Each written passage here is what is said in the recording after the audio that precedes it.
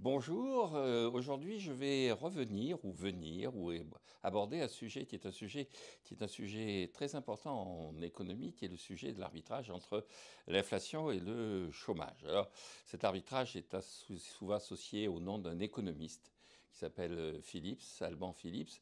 En fait, il n'était pas vraiment économiste de son métier d'origine, il était mineur de fonds, ce qui fait que c'est probablement la seule personne dans le monde des économistes les plus connus à être mort de silicose, la silicose étant la maladie des mineurs de charbon. Alors, il a une vie assez compliquée d'ailleurs, puisqu'il va être un militant syndical très important, un membre influent du Parti travailliste, et dans les années 40, il rejoint l'armée et il est fait prisonnier à Singapour par les Japonais. Donc il apparaît dans le film Le pont de la rivière Kwai. C'est un des personnages qui essaie de raisonner le colonel dans ce film. Alors, je passe sur sa vie. Il rentre ensuite à la London School of Economics comme statisticien. Et il va proposer à ses étudiants de faire une épreuve de statistique qui essaie de répondre à une question simple. Comment évoluent les salaires par rapport au chômage? Si on revient à la théorie néoclassique, normalement, le salaire de chaque individu est égal à sa productivité marginale. Et donc, en théorie, l'entreprise apprécie la réalité de la capacité d'un individu et puis elle le rémunère à la hauteur de cette capacité. Et normalement, le chômage ne devrait pas avoir d'influence sur la rémunération du salarié. Mais d'un autre côté, s'il y a beaucoup de salariés qui ont cette capacité, on peut considérer que l'entreprise va être en position de force et l'entreprise va pouvoir obtenir un salaire qui soit un salaire moins élevé que celui auquel pourrait prétendre le salarié.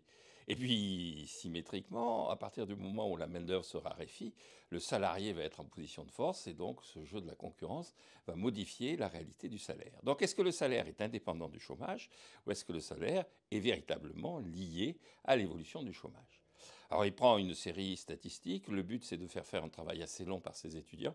À l'époque, pour faire des statistiques, on a des tables de logarithmes et pas des ordinateurs, donc ça prend du temps. Et on va prendre une série de niveaux de chômage en Angleterre depuis qu'on mesure le chômage, c'est-à-dire depuis les années 1860 jusqu'au moment où il fait son étude, le milieu des années 50, 1950, et on regarde comment évolue l'évolution des salaires, donc DW sur W par rapport à l'évolution du chômage qui est mesurée par une quantité U. Alors, on obtient une petite équation, une équation qui est mesurée sur le plan économétrique. Je ne la connais pas par cœur, donc je vais me permettre de regarder sur ma feuille. Et l'équation est la suivante. Donc, nous avons DW sur W. Donc, l'évolution du salaire, la déformation des salaires, est égale en Royaume-Uni, pour les années qui vont donc de 1867 à 1957, plus donc moins 0,9, plus 9,6. Alors c'est là que 68-38, c'est là que la précision est redoutable, divisé par U qui est le taux de chômage à la puissance 1,38. Donc cette courbe est une courbe relation inverse. On pourrait penser que c'est une hyperbole. Ce n'est pas tout à fait une hyperbole, hein, puisque pour que ce soit une hyperbole, il faudrait que l'exposant de U soit égal à 1. Et cette courbe devient effectivement l'objet d'un débat au sein de la communauté scientifique avec l'apparition d'un article en 1958 signé par Phillips. Deux personnages vont s'emparer de cette courbe, de ce résultat, qui sont Solow et Samuelson. Donc Samuelson, je rappelle, c'est le grand économiste de l'époque. C'est lui qui est véritablement une sorte de parrain du monde des économistes, qui va initier le processus du prix Nobel. C'est lui qui va être le dernier grand économiste généraliste. Et il est à l'époque en débat avec un autre grand économiste, qui est un néerlandais, qui s'appelle Jan Tinbergen. Et quelle est la nature de leur débat? Eh bien, Tinbergen considère que il faut consacrer chaque instrument de la politique économique à un problème. Et donc la politique monétaire doit être consacrée à l'inflation et la politique budgétaire à la lutte contre le chômage. Et Samuelson et Solow disent non, il faut constater qu'il ne peut pas y avoir simultanément inflation et chômage. Il y a un arbitrage qui se fait entre l'inflation et le chômage, ce qui fait que quand il y a du chômage, il faut consacrer tous les instruments de la politique économique à la lutte contre le chômage. Et quand il y a inflation, il faut consacrer tous les instruments de la politique économique à la lutte contre l'inflation. Et donc la question se pose, effectivement, est-ce qu'il y a un arbitrage entre l'inflation et le chômage? Et inflation qui est associée à la déformation des salaires dans l'esprit des économistes qui débattent. Donc on rebondit sur la courbe de Phillips, sur l'équation de Phillips, en se disant, eh bien, si Phillips a raison, effectivement, c'est Samuelson et Solow qui ont raison, on peut consacrer tous les instruments de la politique économique à résoudre un problème quand ce problème apparaît. Si c'est Tinbergen qui a raison, au contraire, il faut spécialiser, identifier clairement chaque instrument par rapport à chaque problème. Donc, alors on va vérifier, indépendamment du Royaume-Uni, indépendamment des salaires, comment évoluent les salaires, surtout l'inflation, par rapport au chômage. Et donc on fait une courbe, cette fois-ci, on fait une courbe et non plus une équation. Et cette courbe, donc il y a toujours abscisse ordonnée. Donc la grande question en économie, qu'est-ce qu'on met en abscisse, qu'est-ce qu'on met en ordonnée? Normalement, en mathématiques, on met en abscisse ce qui est la cause, ce qui est l'élément explicatif, et en ordonnée, ce qui est l'élément expliqué dans la fonction. On met l'argument de la fonction et ici le résultat de la fonction. Bon, on s'aperçoit que certains économistes ont tendance à mélanger un peu les deux. Toujours est-il que, effectivement, dans une courbe de Phillips, normalement, on met le chômage, le taux de chômage, en abscisse. C'est-à-dire qu'on va considérer que le chômage est le facteur explicatif du mécanisme, de façon implicite. Ce qui est déjà un peu décevant, puisque, en général, la société est plus inquiétée et plus traumatisée par le chômage que par l'inflation, sauf quand l'inflation devient l'hyperinflation et prend des tours délirants. Et puis, on va mettre le taux d'inflation en ordonnée. Et puis, on met des points, et chaque point va avoir pour coordonnées le taux de chômage et le taux d'inflation d'une année. Donc, mettons ici 1920. Et puis ensuite, si on regarde un peu ce qui s'est passé, 1930, il y a du chômage et il n'y a pas d'inflation. 1940, il y a de l'inflation, il y a assez peu de chômage parce que les gens sont occupés à autre chose qu'à produire. 1950, 1960, et puis 1970, on a beaucoup de chômage et beaucoup d'inflation. Bon, et puis on fait comme dans les magazines pour enfants, on joint les croix entre elles, et donc on fait un dessin 1920, 1930, 1940, 1950, 60, 1970. Et c'est ça qu'on va appeler une courbe de Phillips. Alors une fois qu'on a fait ce dessin, la question qui se pose, c'est quelle conclusion en tirer? Alors d'abord, on va essayer, à partir de cette courbe de Phillips, de retrouver la relation inverse entre le chômage et l'inflation. Et donc, mathématiquement parlant, une relation inverse, c'est une hyperbole. C'est-à-dire, on va essayer de retrouver une équation, les courbes représentant l'équation taux d'inflation égale K sur taux de chômage. Donc là, maintenant, on n'a plus besoin de table de logarithme, on appuie sur un bouton et l'ordinateur nous crache la courbe en question, qui, dans mon exemple, va être quelque part par là. Et donc, on obtient ainsi une relation avec trois questions. La première, est-ce que cette relation est pertinente? C'est-à-dire, est-ce qu'une fois qu'on a fait le calcul, une fois qu'on a fait le dessin, est-ce que les règles d'économétrie basiques permettent de considérer que le résultat a du sens? Alors, en général, on arrive à d'assez bonnes corrélations entre le taux de chômage et le taux d'inflation. La deuxième question qui va se poser, c'est est-ce que, une fois qu'on a fait ça, est-ce que cette courbe est stable dans le temps? C'est-à-dire que, est-ce qu'elle a une capacité à être prédictive ou est-ce que finalement le prochain point qu'on va trouver va être totalement éloigné de la courbe en question? Et puis la troisième question qu'on va être obligé de se poser, c'est si cette courbe a un sens, si elle est prédictive, est-ce que le choix d'associer taux de chômage comme cause et taux d'inflation comme conséquence, c'est le bon choix? Sachant qu'on a plutôt tendance et envie que ce soit l'inverse, accepter un peu d'inflation pour avoir moins de chômage. Alors, à la première question, effectivement, est-ce que c'est assez pertinent? Effectivement, ça reste assez pertinent sur quelques périodes. Et puis, il y a des périodes, au contraire, où ça n'a plus aucun sens, notamment dans les années 60-70, qui sont celles qui sont liées directement au débat, à l'initiation du débat. Eh bien, on a eu le chômage et l'inflation. On a même inventé un mot pour désigner cette situation. On a parlé de stagflation. Et puis dans les années 80, on s'est aperçu qu'au contraire, ça marchait pas si mal que ça. C'est-à-dire qu'on a eu beaucoup de chômage et peu d'inflation. Et au fur et à mesure que le chômage augmentait dans les années 80, l'inflation diminuait. Ou plus exactement, au fur et à mesure qu'on luttait contre l'inflation, on obtenait comme résultat moins d'inflation et plus de chômage. Et donc on revient à la question qui est la question, quelle est la nature du lien? Si le lien existe, est-ce que le lien va dans le bon sens? Et donc ce lien va pas forcément dans le bon sens, puisque, encore une fois, c'est plutôt les périodes où on a utilisé le chômage pour lutter contre l'inflation, où on a accepté le chômage comme conséquence de la lutte contre l'inflation, que la courbe de Phillips a été la plus pertinente. Alors on en est où aujourd'hui?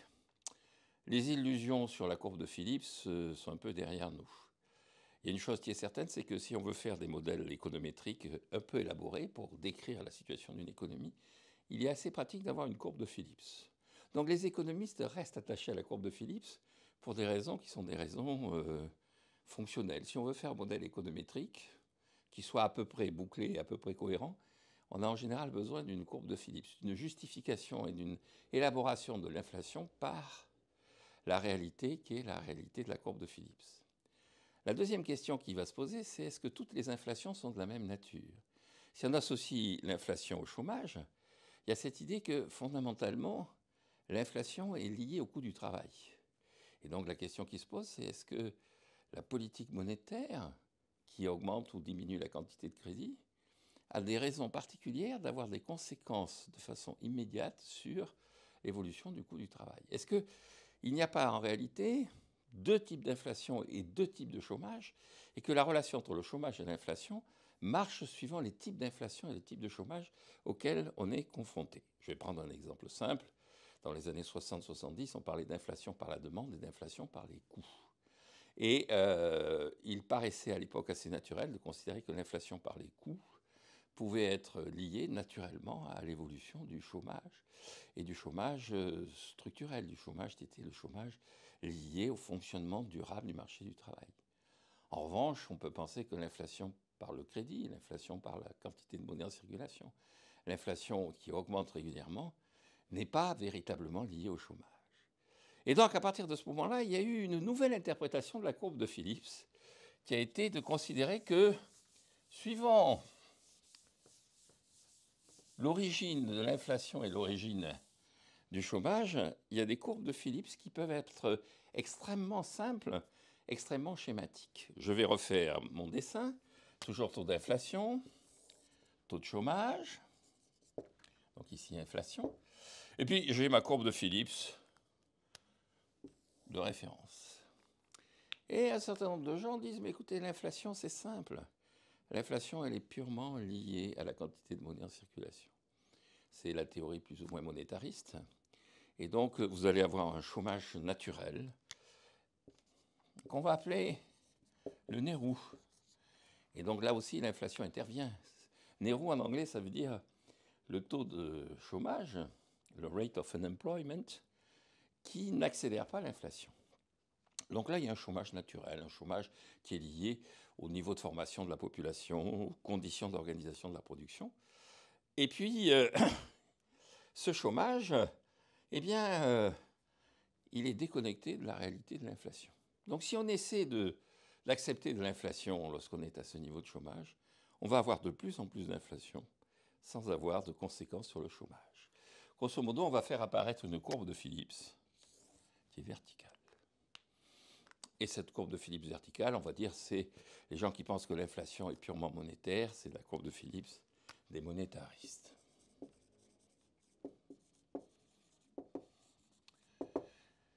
Et puis, il y a ceux qui vont dire, non, pas du tout, l'inflation, c'est parce qu'il y a des gens qui augmentent les prix. Il y a de l'inflation parce qu'à un moment donné, quelqu'un décide d'augmenter ses prix. L'inflation, elle est plutôt par les coûts. En réalité, spontanément, les prix sont plutôt stables. Et il y a de l'inflation. Et donc, le système réagit uniquement quand il y a des problèmes de quantité plus ou moins organisée, quand on est dans des phases extrêmes. Mais il réagit surtout et essentiellement par les quantités. Et donc, dans cette vision, si on part d'un chômage, mettons ici, eh bien, les prix sont à ce niveau-là. Et puis, si on met une politique efficace, Le système réagit par les quantités, donc pas par les prix. Et donc le système, eh bien, grosso modo, les prix vont rester stables et le chômage va diminuer. Et donc là, c'est la version extrême. Là, ce sont les prix qui bougent. L'inflation est par la demande et la politique monétaire. Là, ce sont les quantités qui bougent. L'inflation est par les coûts. Et à ce moment-là, on est dans une courbe de Phillips keynésienne.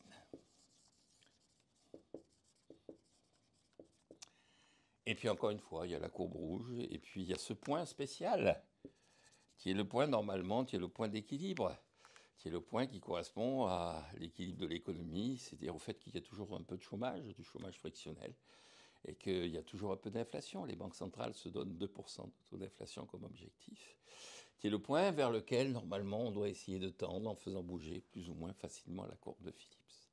Alors, qu'est-ce qu'il faut retenir de tout ça? 3 éléments. Le premier élément, c'est que si on est monétariste et si on croit à l'inflation uniquement par la demande et par la monnaie, à ce moment-là, il n'y a pas de vrai arbitrage de Phillips. La courbe de Phillips, c'est totalement verticale. Si on est keynésien, il n'y a pas d'arbitrage de Phillips non plus. Elle est totalement horizontale parce qu'on croit à l'inflation par les coûts, à la régulation par les quantités. Maintenant, si on regarde la réalité, la courbe de Phillips, c'est un schéma, un Donald Duck des magazines pour enfants, une espèce de système qui se tord un peu partout, où on voit quand même quelques grandes tendances d'arbitrage entre l'inflation et le chômage. Et puis, la dernière conclusion, c'est qu'il y a probablement une forme d'arbitrage entre l'inflation et le chômage. Jusqu'à présent, cet arbitrage a été doublement décevant.